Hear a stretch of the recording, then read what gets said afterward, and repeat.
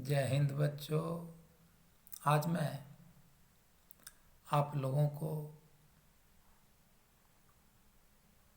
मलिक मोहम्मद जैसी द्वारा विरचित करवक का प्रश्नोत्तरी बताने का प्रयास करूंगा। आइए देखते हैं। प्रश्न है, कवि ने अपनी एक आंख की तुलना दर्पण से क्यों की है? कवि ने अपनी एक आंख की तुलना दर्पण से इसलिए की है क्योंकि दर्पण में जब हम अपना प्रतिबिंब देखते हैं तो उसमें वैसा ही दिखाई पड़ता है। कहा भी गया है, दर्पण कभी झूठ नहीं बोलता है। लोगों को दो आंखें होती हैं, फिर भी वे गुणी नहीं होते। कवि को एक ही आंख है, तथापि वे ऐसी काव्य रचना करते हैं जिससे रूपवान व्यक्ति भी उसके कायल हो जाते हैं। निष्कर्षतः मैं कह सकता हूं कि कवि की आंख दर्पण के समान है। जिस प्रकार लोग दर्पण में जिस भाव भंगिमा से देखते हैं उसका वैसा ही रूप दिखाई पड़ता है। रूपवान व्यक्ति कवि की आंख रूपी दर्पण में अपने आप को निहारेंगे तो उन्हें वैसा ही प्रतिबिंब दिखाई पड़ेगा। समझ गए? आगे प्रश्न नंबर 2।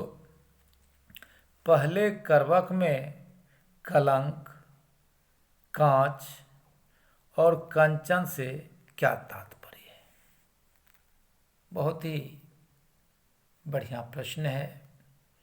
प्रथम पद में कलंक का तात्पर्य कवि के एक आंख से है, क्योंकि उन्हें सिर्फ एक ही आंख है। कवि अपनी एक आंख की तुलना चांद से करते हुए कहते हैं कि ईश्वर ने चांद को कलंकित करके भेजा है, अर्थात चांद में भी दाग है, फिर भी चांद के प्रकाश से जग प्रकाशित होता है। उसी प्रकार कवि की काव्य रचना से जन जन आनंदित होते हैं। कांच का तात्पर्य कच्चे घड़ा से है।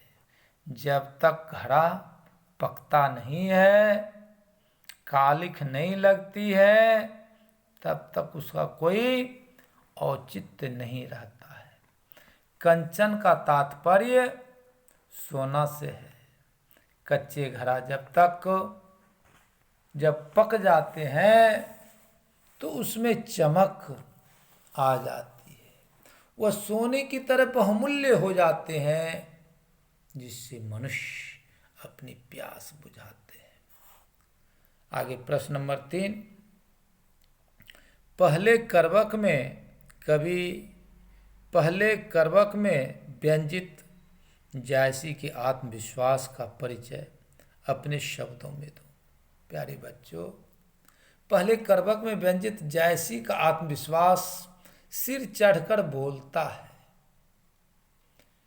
कवि को एक ही आंख है, फिर भी वे इस प्रकार की काव्य रचना किए हैं जिसने उनकी इस कृति को सुना, उन पर वे मंत्र मुग्ध हो जाते हैं। विधाता ने उन्हें चंद्रमा के समान इस धराधाम पर भेजे हैं। वे कलंकित होते हुए भी अपनी काव्य रचना से सर्वत्र उजाला करते हैं।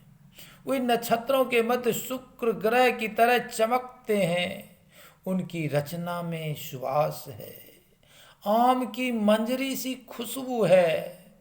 उनका आत्मविश्वास समुद्र और पर्वत की तरह अटल और अचल है।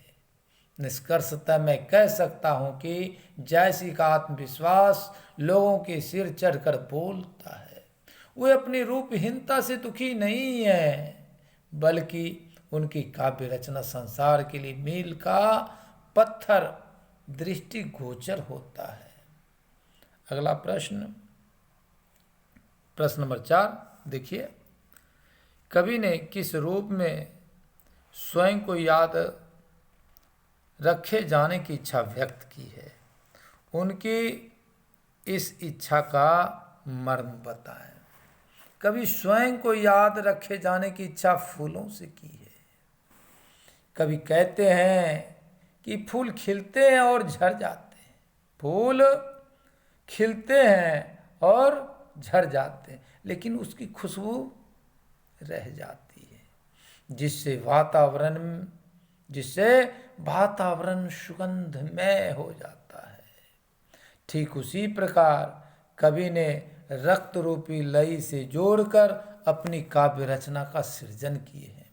कवि की इच्छा है कि वह लोगों को याद बनकर रह जाए, लोगों की याद बनकर रह जाए। आगे देखिए, कवि का आगे प्रश्न है, भाव स्पष्ट करें। जो लही अम्बही डाब न होई, अतों लही सुगंध बसाई न सोई। प्रस्तुत पद्यांश हमारे पाठ्यपुस्तक दिगंत भाग 2 के करवक शीर्षक कविता से उद्धृत है। इसके कवि मलिक मोहम्मद जायसी जी हैं। प्रस्तुत पद्यांश में कवि ने रूप की नहीं अपितु गुण की गुणगान करने का प्रयास किए हैं, जिससे लोगों को सीख मिल सके। कवि कहते हैं, जिस प्रकार आम में जब तक नुकीली डाव नहीं निकलती, जब तक आम के पेड़ में मंजरी नहीं निकलती है, तब तक उसमें सुरभि नहीं होती है। निष्कर्षतः मैं कह सकता हूं कि डाव प्रतीक है दोष का, और उसका दोष गुण में बदल जाता है।